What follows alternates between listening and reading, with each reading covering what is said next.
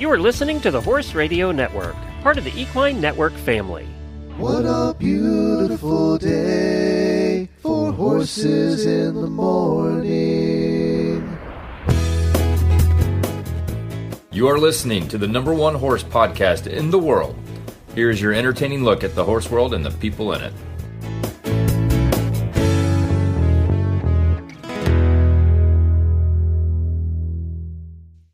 I'm Samantha Oldfield. And I'm Christy Landwehr, and you are listening to this special monthly NRHA episode of Horses in the Morning on the Horse Radio Network for this Thursday, September 11th, 2025. Good morning, Horse World. In this National Reining Horse Association episode, listen in as the 2025 Run for a Million Champion Arnaud Girinon and the Open Shootout Champion Andrea Fappani talk about their horses, their runs, and their journeys in the sport of reining.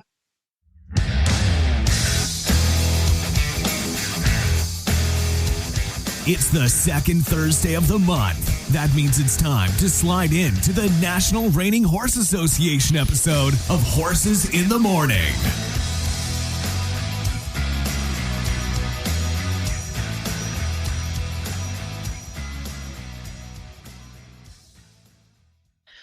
So, Sam, you just got back from an amazing trip. Can you tell our listeners a little bit more about the event in Germany that is all horse? Yes, absolutely. So Americana takes place in Friedrichshafen, Germany, and it has been there for the last 2 years, or last two runnings of it, I should say. Prior to that is in Augsburg. This event is touted as the largest Western fair in Europe. And I believe it. There were thousands of people there. It's a 5-day long event that has an incredible trade show.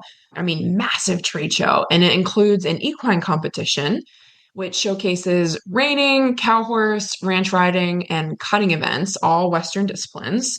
And NRHA is fortunate that the show management has included NRHA approved reining classes at this event. And they actually do a go round and finals for the open and non-pro ancillary classes, with the finals taking place in the evening programs of the fair, which for NRHA is rare. We typically only have one go round, which means one run in the ancillary classes. So it's a fun and unique event.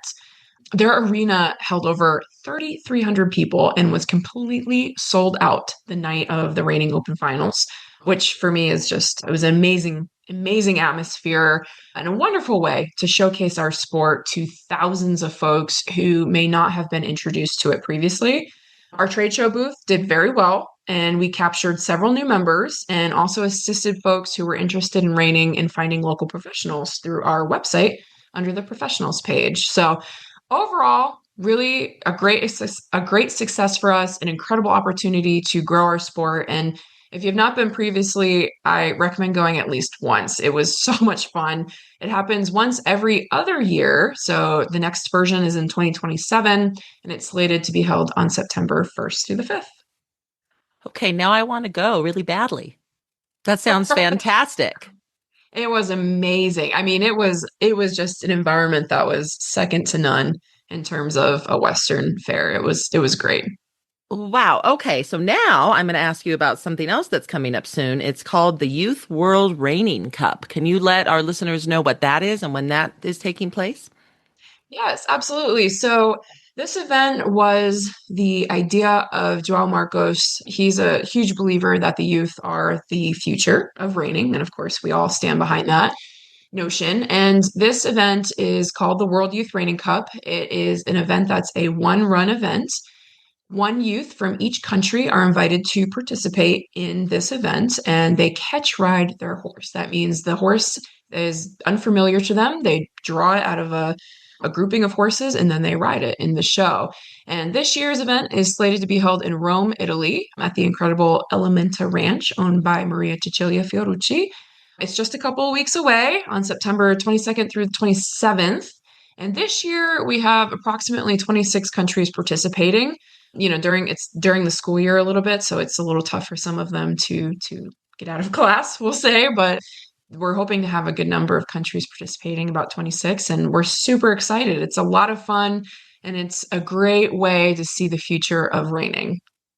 It's catch riding, very similar to the draw-based system that we spoke about in an episode ago in regards to the Interscholastic Equestrian Association here in the U.S. and the Intercollegiate Horse Show Association. So I love that we do this on the world stage for the reining.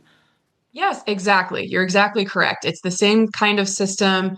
All the horses are donated by individuals, and all of their names get put in essentially a bucket, and the youth draws out their horse. So they have no idea who it will be before they arrive. They have a day or two to get familiar with them because reining is a high level competition. We do want to make sure there's safety involved. So they do get a day or two to get involved with the horse. But then, yep, they have one run to participate in the competition. And it's so exciting. It's really cool. Well, we're so excited. Talk about more international. We have our first guest on today is also going to be an international guest, but he came to the U.S. to win an amazing competition that is held here every year in Vegas that many of you might have heard of. It's called the Run for a Million. And then we're also going to be talking to our second guest who also was there and did an amazing job, but he also just competed in a show called the 100X. So for those that are listening, the NRHA owns 4 events. We own our 4-6s Derby presented by Markel that takes place in June in Oklahoma City. And we also own our NRHA Futurity that takes place in November and December, also in Oklahoma City. And then, of course, we own our 2 European events. We have the Futurity that takes place in May in Cremona, Italy currently, and in the fall, in November, we have our European Derby that takes place in Lyon, France. So it is very exciting when there, of course, are many NRHA sanctioned events all around the world that we tally up all the points for lifetime earnings, and we do those types of things and keep track of everything as an association. So it's fun to be able to bring on folks who are our members and do well at all of our events, but also do well at some of these others. So very excited to have our guests on today. Arnaud Girinon won the 2025 Run for a Million reining competition in Las Vegas, Nevada, with a score of 232 on his horse Flexing Guns in Town. Flexing Guns in Town has already built a reputation as a consistent contender, with a resume that shows he's been knocking on the door of greatness for years. The 2019 Palomino Stallion, owned by Anna Maria Schefflinger, first made his mark as a finalist at the Austrian Futurity, then placed 3rd at the Breeders' Futurity. Soon, he was a fixture on Europe's toughest stages, taking reserve at the NRHA Italian Futurity Open Level 4 and again at the IRHA Derby. His breakthrough came at the NRHA European Derby, where he captured the championship with an impressive 230 score. That momentum carried him and Girinon to the Run for a Million European qualifier at Equita Lyon, where their ride sealed the ticket that would carry them across the Atlantic and into Las Vegas history. Welcome, Arnaud. We're so happy that you are here with us today. So I have known you for several years and remember back to some of your first NRHA events, but for our folks who do not know you as well, tell us about your journey to get into the sport of reining, and overall, how did you get started in reining? So I'm riding horses since I'm 6 years old, but I did not start with reining. Like in Europe, it's not that popular that it is in the USA. So yeah, I just started as an English rider and slowly move into the, let's say, Western kind of riding.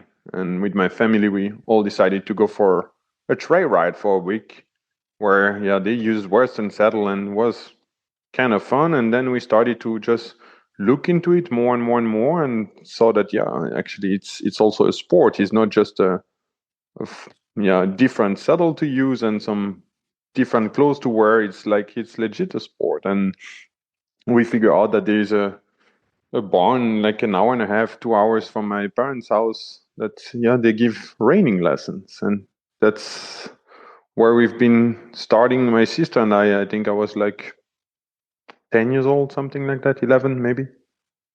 So that's how I started reining.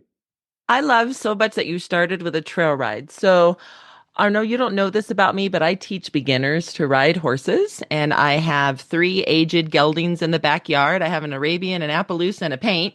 And I love teaching beginners, and most of them come to me after having their first trail ride, and then they want to learn how to, actually ride and do some other things. So I find that fantastic that is how you started. Yeah, I think this is it's a little bit how especially in my time when I started. Not that I'm old, don't get me wrong, but when I started 25 years ago, something like that, it was the easier way to start, and I believe that a lot of people just jump into like from you know what, that Western saddle was way more comfortable and safer than the jumping or dressage or like the English saddle, let's say so. And I just feel better. I wanna get to learn about it. And I understand that a lot of people went from trail riding to try to make a sport out of it. Well, please tell our listeners a little bit more about the experience of coming from France to the United States for the Run for a Million. How did all of that come about? How did you feel on the airplane ride coming over? How did all of that feel to you? So well, I do live actually. I'm from France, but I'm located in Belgium with my wife, where we rent the facilities where we have some horses in training, both of us. And no, yeah, to come to the United States with a horse was a lot of paperwork involved and a lot of stress to make sure that we would not have make any mistakes into all the tests and the different rules what we have to import the stallion into a sport quarantine. This was a little bit the most tricky part. And yeah, from the moment he left on Wednesday, then we had our plane with my wife and our farrier. We flew on Friday, and yeah, then when I was on the plane, I was okay because I knew that he was already landed. Everything was fine. So yeah, me traveling, it's okay. I sit, I watch a movie, I have a drink, everything is fine. But for the horse, it's always a little bit different. I think that's something a lot of our US competitors are, if you haven't competed internationally, is something they're not familiar with. And maybe a lot of our listeners are not as well. That for you, yes, the event was very stressful, of course, participating, but the actual stress came from just making sure the horse got there and making sure all the paperwork is filled out, making sure his flight was well, making sure all the tests came back fine, the quarantine went fine. I think a lot of folks may not be aware that when horses fly back and forth, there is a quarantine period. There's a lot of paperwork involved. You need passports, all of the things. And that is actually quite a stressful part, not just competing in the event. So considering you went through all of that there and back and then competed in the event and then of course took the championship home, I think that's huge. I think that's amazing. No, yeah, for the people, they don't know it. Like, in my opinion, it's way more stressful to organize all this than the horse show itself, because the horse show, yeah, maybe our horse show are not that big that what you guys have over there, but we still go from one horse show to the next. And since we came back from Vegas, we went already to one, and I'm going away again this weekend. We move again for the Belgium futurity. So we just go from show to show. And for us, going to a show, getting a horse ready, of course, the Run for a Million is the biggest you can ever have. But to get a horse ready for a show it's just getting a horse ready for a show. They just have to be as focused as you want and everything. But the preparation for all this is something we are not used to. Like, this was definitely, I think, the most stressful of all. For sure. And I'm sure you are aware winning this event was a huge milestone for reining in Europe, not just a win for you and Anna personally, but also for our sport internationally. How did being at the event and your win feel? It was an honor in a way to be a little bit representing Europe in the United States. And the win felt unreal until still maybe a week ago or something like that. It was, yeah, a dream came true. And it was, yeah, it was really, like, it did not feel real for a long time. It took us, all of us, it took us a while to realize, to say, damn, we did it. Like that's real. Like, it is not a dream. So, what is Flexing Guns in Town's barn name? What do you call him around the barn? We do call him either way, Flexi or Tinsel. It depends. Like, Flexi or Tinsel? Yeah, he's allowed to have two nicknames. I love it. Yes, he's worthy of that. Beautiful Palomino for those that have not seen any of the runs that took place. So, what are some of your plans for this horse in the future? What else is Tinsel going to be doing? And then also, while you're on with us, give us some of the other horses and owners and some of the other things that are up and coming in your future. So yeah, Flexi is actually now, he just was started again today. So we are the 9th of September. Yeah, it's the 9th today. So he had over 3 weeks of rest where he went a lot in the pasture, enjoy a little bit his time when grazing and enjoy the sun. So this was pretty cool, especially after those, yeah, almost 10 days in Vegas where we are pretty much locked inside. I think it was cool for him to just see the light of the sun every day and go enjoy to roll in the dirt. And now we're going to try to get ready to go back to Lyon and defend the title he earned last year. So yeah, this is our plan, to try to go to Lyon and for the European Derby and to try to be there as good as possible. That's awesome. I love hearing you talk about, we always say our horses are our athletes. And you just mentioned that he had 3 weeks of rest, and which is so important for these horses, and that he could go out and he could roll in the dirt and graze and take the time he needed to just enjoy being a horse in between events. And I think some of our listeners, some of our folks forget, they are athletes and they're competing at the highest level, but they still get to be horses on their downtime. And it's really important that that piece is in there. So I love that you mentioned that. I love that you mentioned that about them, because I think it's really important that our members know that. So Arnaud, how can folks find out more about you? Do you have a website, social media, if they want to follow you on your competition journey? How can they find out more about you?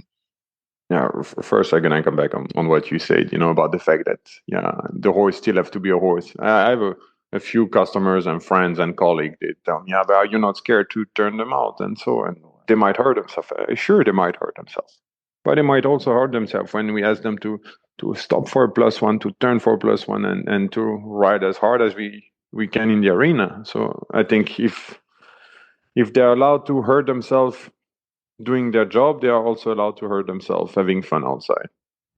I love that. And for the part that to know a little bit more about us on social media, Facebook and Instagram.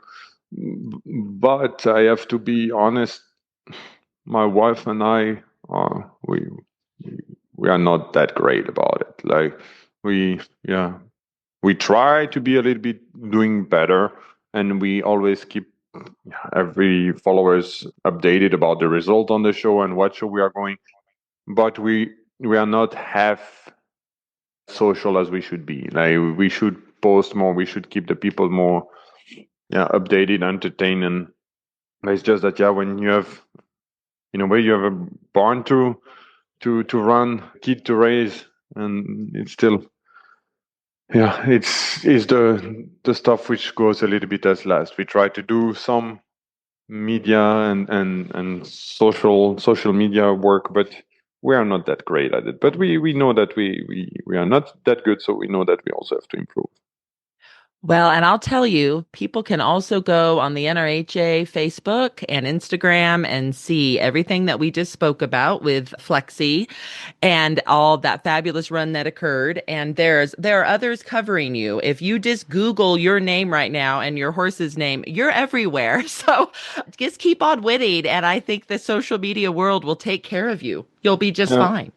I'm going to try to do that. But that was very insane. Like I think I never had my phone burning that much that after that Saturday 16 in the evening. Like this was insane. My phone went out of battery in 1 hour or something. Like that's awesome. I think there was one point that Sam asked about a little bit how did I feel about the European sport, a little bit about that win. I'm really happy about it, and I think it's really important in a way that sometimes I think Europe is not enough seen into the reining world, and I really hope that in a way that championship open some eyes into the European continent, because I think we have some great horses, some great horse trainers, some great non-pro and owners.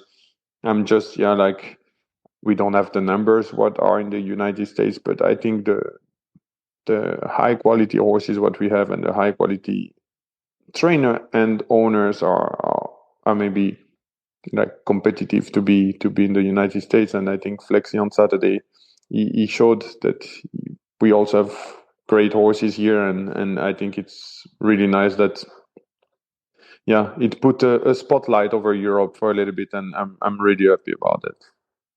100%. I think you hit the nail on the head of Europe has phenomenal horses and competitors, and they can compete on the US stage. They can compete on the worldwide stage. And you prove that on that night. The Run for Million is a great snapshot of our highest level of competition in reining. And you prove that doesn't matter which country the horse comes from, which professional, where they come from, the owners, where they come from.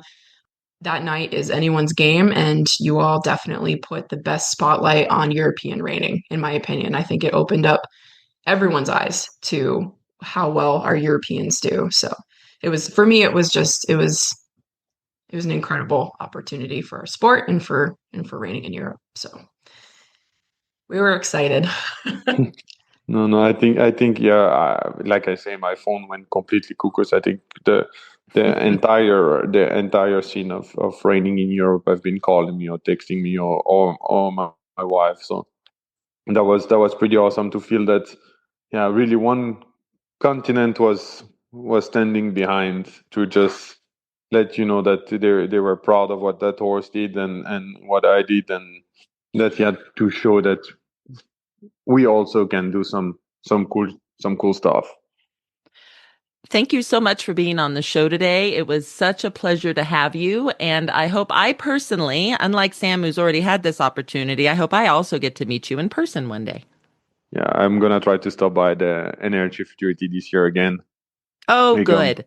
We come to visit some friend normally every year, but we don't stay so long on the fairground because we are on the show all year, on the shows all year. So we try to just stop for the final, say hi to a few friends, have a drink, and then out. Yes, I understand. I will definitely stop in the office. Sounds good. Thank you again. Thank you very much for having me. Born and raised in Italy, Andrea Fappani followed his dream of becoming one of the all-time leading trainers in reining worldwide. His focus and his passion for excellence not only made him the youngest NRHA Million Dollar rider, but has put him at the top of the charts as a teacher, a clinician, and an advocate of pursuing exceptional horsemanship. He has been on the Yellowstone series as well as The Last Cowboy. He is now a $9 million National Reining Horse Association rider and currently lives in Scottsdale, Arizona with his wife Tish, who just recently reached the NRHA $1 million level as a non-pro. Hi, Andrea. Welcome to the show. Thank you for having me. So please tell our listeners about how it all started. What was your very first pony ride, Andrea? How did all of this happen in your life with the horses?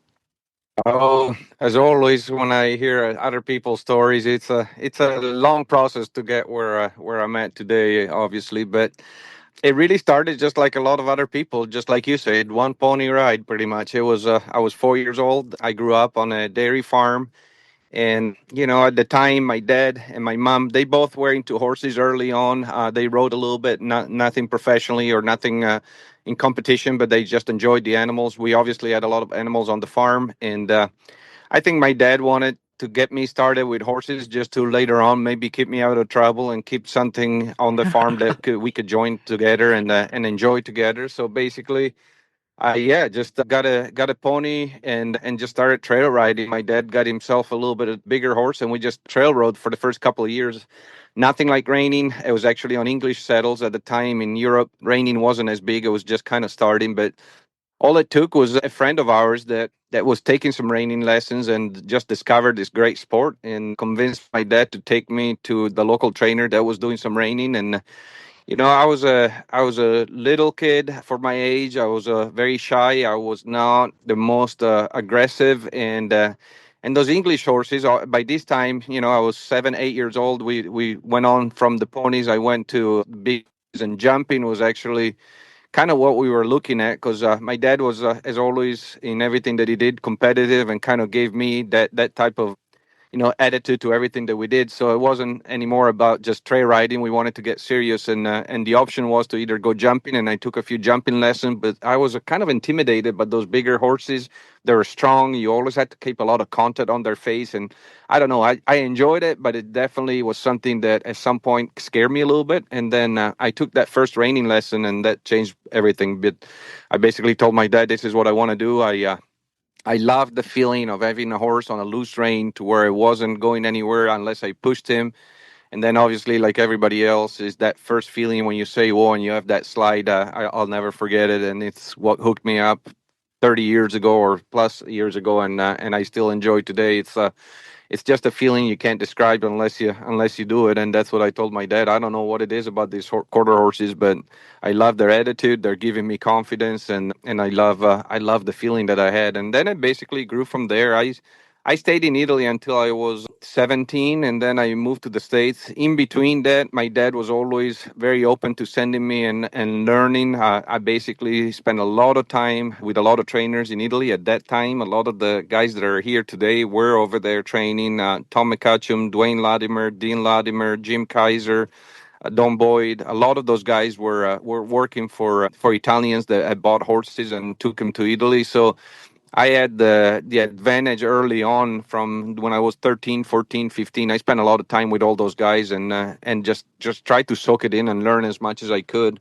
And then I started coming to the States on summer breaks. I went to Craig Johnson. I went to Tim McQuay. So I always had a good opportunity to go learn. And that was the main thing that my dad always told me. If you're going to do it seriously, you got to keep learning and try to become the best that you can be. And through those years, I just learned the love of the reining, but more in general of the horsemanship. And obviously I fell in love with the United States. I knew that I wanted to come here and live here early on. It was a big transition from when I finished high school. I started college just to kind of keep my parents happy, because that was kind of what I was supposed to do. But I knew that my love was into horses, and pretty soon I decided to open up to my parents and tell them that I wanted to pursue this love and really see if I could make it happen. And that's when I came to the States when I was 18, and then basically never went back, just stayed here.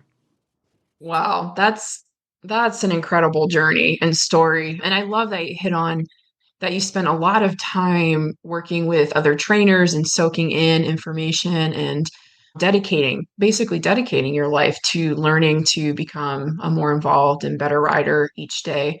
And I think some people don't realize how much dedication that actually takes and how much time that takes. So I love that you hit on that and that you started from an early age.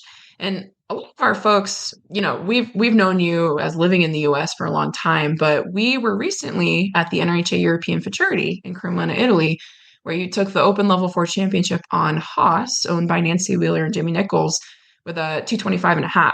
And that for me was a lot of fun to see you back with some of our Italians who knew you when you were first getting started in reining, and they had a great time catching up with you. And that for me was really cool to see, just as the international liaison with NRHA, because I've always known you living in the States. That experience was such a great example of the right horse in the right event. So can you tell our listeners, how do you know that a horse will do well in reining when you first start riding them, and which event to put them into? Yeah, I mean, obviously, like you mentioned, it was a great experience going back. I had not been back competing in years, and for the simple reason that the sport have come a long, long way in Europe. I think the top riders over there, just like I think one of your guests was Arnaud, that showed exactly to everybody, to the whole world, that a top rider, doesn't matter where he's at nowadays, they can compete at the highest level and win an excellent show like the Run for the Million. So I always want to feel prepared.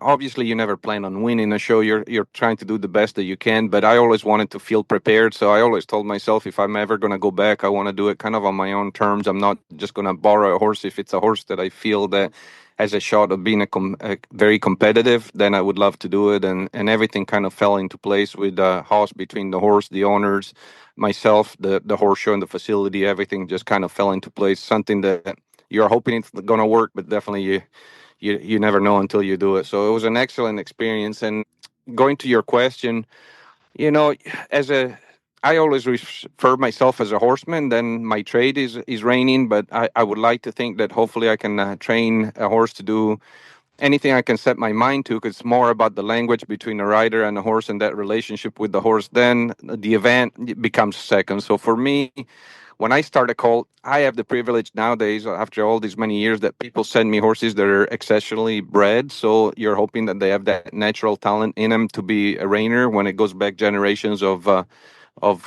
parents and grandparents and great grandparents that have been excellent at the sport. I would say that 75-80% of the time you come out with an individual that naturally has the talent to do it, but you still have to bring it out on him. And the challenge for me, it's always been the mind of the horse. How do I get this horse to enjoy his job, to want to do his job, and not me just training him to do his job? And that becomes the challenge and what draws me to it year after year. It's a cycle for us horse trainers, because you spend 2 years on a horse and you develop them, and then they become derby horses, which in our sport they're 4-year-olds and older. And then it becomes kind of a routine for them. You're training them to keep going, and the longevity and keeping them healthy. But what I really enjoy is developing that young mind. I try to always put myself into the horse's shoes, to where I have a pretty good idea what I want them to do, but I cannot expect them to know it, because they have no idea. So you're starting all over again basically every year with these young horses, and I enjoy the process on the young horses. I spend as much time as I can when I'm home on my young prospect. A lot of 2-year-olds. I spend probably, of all the trainers that are showing, I would think that I spend most of the time or a lot more time than some of those other guys, because I really truly enjoy it. I enjoy getting to know a horse. I enjoy learning how their mind works, and pretty soon they tell you if they have the right mind. Like I said, talent-wise, physically, most of my horses can be reiners, but there's a lot of them that will tell you, can I be a young reiner? Can I be a futurity horse? Or am I going to be more of a derby horse? And that just becomes something that you're going to find out with experience. Basically, a horse will tell me how much they can handle. I only want to train a horse that has a mind ready to be trained on, that it's an open mind, it's relaxed, and it's ready to absorb. Because I've learned from experience that if you don't have that kind of mind, they're not going to retain anything. So basically, you're kind of wasting your time and their energy every day by teaching them something that they're not going to retain. So some horses retain for 5%. It's no different than young children. Some their their attention span changes a lot from individual to individual. So I try to surround myself and fill up my barn with horses that have a mind that's very mature early on, that it's open to learning, and they really enjoy that relationship with the rider. And then the talent comes out by itself. Obviously, you can have a horse that will mark a 75 and one that marks a 73, but to me that really doesn't matter that much. I can train a horse that has a little bit less natural talent but has a great mind. And by the great mind is what I was just saying. Basically a mind that's always asking the rider, what do you want me to do? Let's work together. And that gives you a horse that you can trust in the show pen, because it's what they want to do from your relationship. And it's not something you just taught him to do, but then his mind wanders off to other places. Andrea, I was also incredibly spoiled and got to be there in Cremona to watch your win on Haas. And that was magical, actually. I really enjoyed it. But you have had so many other amazing runs this year, amazing horses. Tell us a little bit about 007. Tell us a little bit about Magnum's Custom Dream. Are there others that you want to mention and call out to their owners? I just think you've had such a fantastic year so far, and it's nowhere near over. So go ahead and share a little bit about those others, please, as well.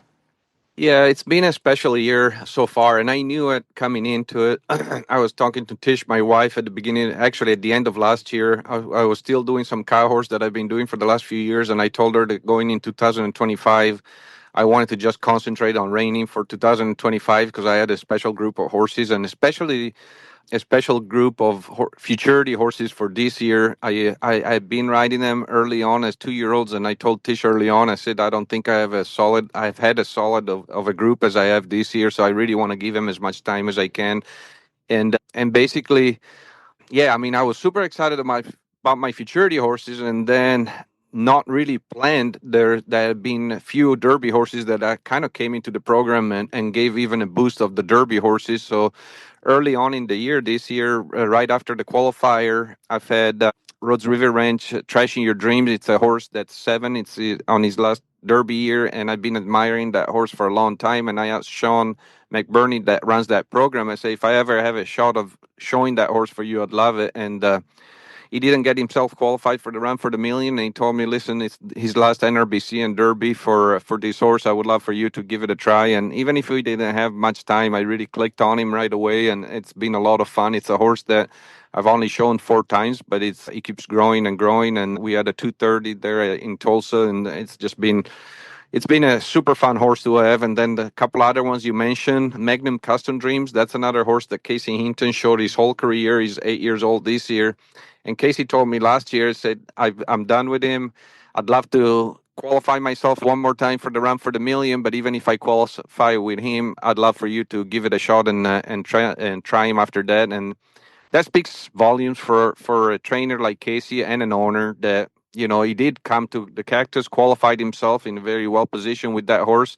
And I thought that there was no way that I would get that horse after that. But then he decided to leave him with me and say, hey, if you get along with him and you guys are a good match, go ahead and show him. So we took him to the Run for the Million. We were really close to winning it. And that was really the first time I showed him. I showed him one time at the American, and we had a little mishap to where I marked a 0 because I couldn't shut him off in the turn in time. So I walked out of the pen without really trying the horse any circles or any stops. So going to the Run for the Million was kind of scary, but exciting at the same time because I knew he was capable of marking big scores, but I'd never put it together with him. So it was a challenge at the same time, but also, something I really enjoyed. And we came up short, but it was a great experience marking in 230. And then the other horse, like you mentioned, just here the last couple of weeks, that's been pretty special. It's 007. And that's another story that I never planned on at the beginning of the year. My son Luca had him in training after Gabriel Borges showed him, moved to Texas. The owners, Mike and Sandy Vargo, wanted to keep him in Arizona because that's where they live. They gave him to Luca. He made the finals at the NRBC, but he looked at me and said he thought that maybe he wasn't the best match for the horse. He felt that maybe they weren't on the exact same page, and he offered it to me. We work out of the same facility. Lucas working out of my ranch, and he's got his independent business, but we obviously ride with each other every day. And he's like, Dad, why don't you give him a try? And I fell in love with that horse pretty much from the beginning. It's a horse that even without going and showing him, I knew that we were a good match. And we decided to show him. I was really close to showing him for the Run for the Million, but because I had never taken him anywhere, I told the owners that I would take him to the Shootout as a first outing. We won that with a 234, and he was great there. I mean, obviously, I didn't get to school him or do anything. I had only been riding him since the Derby and after the Derby, basically. And so after a month, I went and showed him there. And then they asked me what I wanted to do with him. And I said, well, I'd love to save him for next year. But to be honest, just having one run and one show, it's not enough for me to get to know the horse. So I'd love to show him one more time this year before we finish with him. And so we decided to take him to 100X. And, he's a little horse with a lot of power and a lot of ability, but he's got a great mind also. And that's kind of what I found out at the 100X, because there's just not that many horses. For people that maybe are new to reining, they think that, you get one of the best riders like myself and a very successful horse, and you can pull out 230s, no problem. But it's not as easy as it seems, meaning that, yeah, you may be able to get one run out of in the 230s, but it takes an exceptional horse to come back a week later and do it again. Usually we have a month, 2 months in between some of those runs, and we can let the horses just, chill out, get a break, and then hemp him back up to bring him to that level. To be able to keep a horse at that level and be consistent to where he came back and marked pretty much the same exact score with a 233.5. It's pretty special. So for me, it just gives me even more incentives to keep going. And because I sometimes when you've done it for years after years and you wonder, when is enough? When you just keep asking yourself, the older you get in your career, you're asking, is it enough? Is it not enough? But then you get a horse like 007 that tells you, well, obviously there's a reason why I keep doing this, because I love it. And I haven't reached myself. I don't think I've reached my potential as a horseman, as a trainer yet. I keep learning from these horses, and these horses keep getting so much better that it just gives you that push to keep going, because you never know who's the next one that's going to come in the barn. So, yeah, I mean, obviously the owners are amazing because they give me the trust to basically kind of line out the career of these horses, and that speaks volumes for, obviously what the trust that they have in our program. And every horse is different. Just like I said, on a horse like 007. He's 6 coming 7 next year. It'll be his last year as Derby horse. So I really want to concentrate on the big ones for next year, but some younger horses I show more just because they need to develop. There's a couple of Derby horses that I showed earlier this year that I felt they needed to go to the show pen more and more just to get more experience. So, every horse is different, and having the customers behind it and the owners of these horses that give you the freedom to develop these horses, it's crucial to be successful, I think. Wow. That was awesome, Andrea. Thank you for talking us through that, because there's so many good points you hit on that a lot of folks who are maybe not in the reining world, or maybe they are and they don't realize you just hit on. I marked some words down as you were talking because I think they're key words.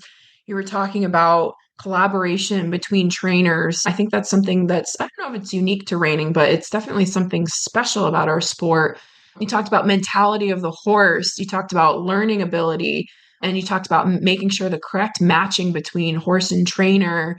You talked about having support from the owners to making sure the horse was happy in his job, not just training him, but having him enjoy the job. I could go on and on, honestly, but I won't, because you talked through it all really well. And even to add to it, for example, let's use 007. He's a horse that a lot of people are asking to breed mares to. So, the trainers, the owners, the vet that's going to collect him, we all work together to try to do the right thing for the horse and try to be successful at everything. It's kind of hard. So you're always trying to navigate that. So as a trainer, you can't concentrate on just your training. You got to really have an open mind to everything. So Sandy, the owner of Argo, asked me, okay, we have a lot of requests. We got to put into quarantine for 60 days to approve the semen to go to Europe, Australia, and Mexico. How do we do that? So you come up with a plan. I was talking to Roger that owns the facility where he's going to get collected. We try to come up with an exercise plan for the horse while he's in quarantine. So he's going to swim 3 times a week. He's getting collected. Then they're going to freeze semen. So I'm going to get him back probably by the end of the year. And then you make a plan on that. So you can't just forget about the horse and then expect him to come back and be exactly where he was, because physically he's not going to be if you don't really have an exercise plan.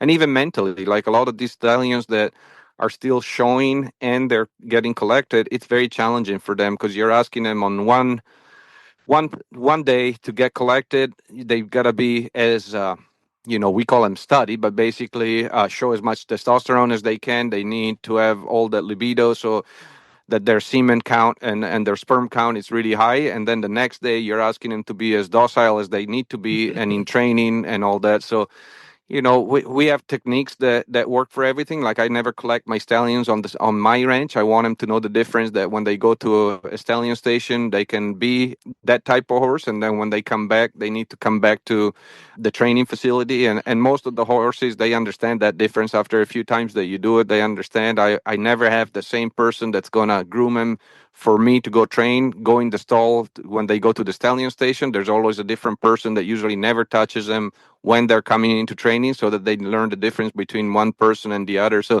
there's a lot of different things that play a role in to be successful. It's not just about talent, and it's not just about, how good the horse is. It's definitely the work of a group of people that most of the time don't get recognized, because the person that gets recognized, it's always the rider. But I think that there's definitely always, when you look at the successful combination of horse and rider, there's usually another 4, 5, 6, if not more people behind it, between the guys that groom it, the guys that take care of it, the veterinarian, the horseshoers. There's so many people that are playing a huge role in it. It's so true. So true. It takes a village, as they say, to make something that incredible happen. And I love you give credit to your team, because it does. It takes a village. It's not just the trainer. It's not just the horse. It's everyone that's behind them, helping them get to that moment. And so many good things that you just mentioned. And I love that our listeners are getting the chance to hear this from you, because you are our highest $1 million rider. Obviously, you've shown us through this podcast, you've shown us how much work and time it takes to get to that level. It's dedication, but it's also having the support of a village behind you, making it happen. Some of our listeners may be interested in getting started in reining. Do you have any advice for them on where they should go to source a trainer, or do you have a program to help those folks get started?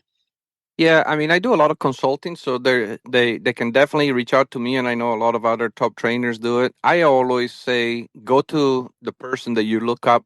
It doesn't matter if you're wanting to learn to train, or if you're just wanting to own a horse, or if you're wanting to just be involved in the industry in some other role. But if you look up to a person or you see a program that from the outside looking in looks like something you would love to be part of one day, go and talk to that person, because we're always very open to help people coming into the industry. We're not, sometimes the best time it's not during the horse shows just because we're so busy. But I think that if everybody now has either a website or context, so if you contact us in between horse shows, we're more than open to give you suggestions. For people just like myself, I've had so many people that have come into the program, different trainers that maybe do concentrate on different part of the business. I only concentrate on open horses, and I don't coach very many non-pros anymore, and I only concentrate on level 4 horses. But I've had so many assistant trainers that are in different part of the industry, so I can push people or give them suggestions or where to go as far as where you want to be. Do you want to be an amateur? Do you want to have your son start in the youth classes? Do you want to own a horse? And usually there's always a place for somebody. So I think the best advice is to talk to people that have been in the industry for a long time, because they're going to have the context and the knowledge. And I think that, from there, you just decide where you fit in the best. But there's always a stepping ladder. I think that people sometimes get a little bit discouraged when they maybe go to the reining futurity, they buy a yearling prospect, and they're going to hope that it's going to make the open futurity finals. I think that there's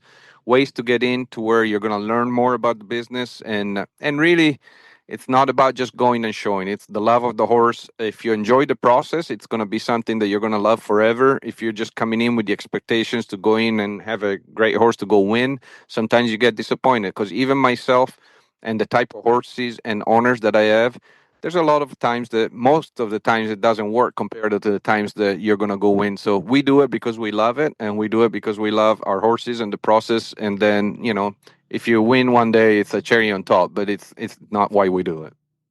Andrea, how can folks find out more about you and your program? What is some social media, website? How do they find you? Yeah, I'm on pretty much every platform, from Facebook under Fappani Performance Horses, or fappaniperformance.com is my website. And you're going to find most of the information there. I do have a podcast called Along for the Ride. If you want to learn about some other trainers and some other people that are involved in the industry, I've done quite a few interviews with very successful people. So that I've had a lot of people reaching out to me that didn't know much about the sport or the industry, and they learned a lot just from listening to those. So those are some of the information, and also my personal contacts are all available on those platforms. So feel free to reach out to us. Thank you so much for being on the show today. It was an absolute pleasure to have you on. Well, thank you guys for having me. So hopefully we can do it again sometime soon. Yes, definitely. Definitely. Thank you. So I'm just saying, I love learning how people start, and I love trail ride and pony. That is wonderful. And I also loved how Andrea said, and yeah, my dad got me into it to keep me out of trouble. Because I'm not going to lie, my parents got me into horses to keep me out of trouble. So there was that. So, wow. I mean, all of us had to start somewhere, and not everyone starts from a big family ranch and it's just passed down from generation to generation. Many, like our two professionals on today, started with just that very first ride where they just got hooked. Absolutely. And I also additionally, I have to add, both of them mentioned the importance of rest in between runs and letting them be horses, and, really giving them the opportunity to do their best in the arena. And I love that. I love that they are so invested in their horses and their mentality. And for me, that was just the really, really important note. So find our podcast on NRHA.com/podcast. Now go out and have the slide of your life.